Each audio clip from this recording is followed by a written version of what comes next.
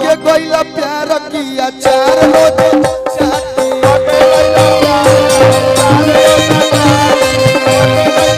Hello वो उंगली गलत हो गया, वो उंगली मेरे से गलत हो गया ये था गोलू भाव में कुछ और हो गया गोलू हाँ भैया चटला तो कैसा नोंछा लगला पसीना लगल है। अच्छा आपको किस चीज का अचार पसंद है?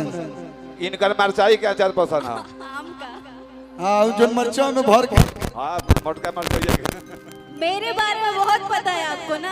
आज तो हम लोग का अनुनाश्रय संबंध है ना। कौन सा संबंध है? अनुनाश्रय संबंध ना ई ना बुझाला हमरा।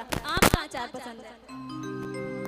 कि तहरायाम के सवाद गोरी हट के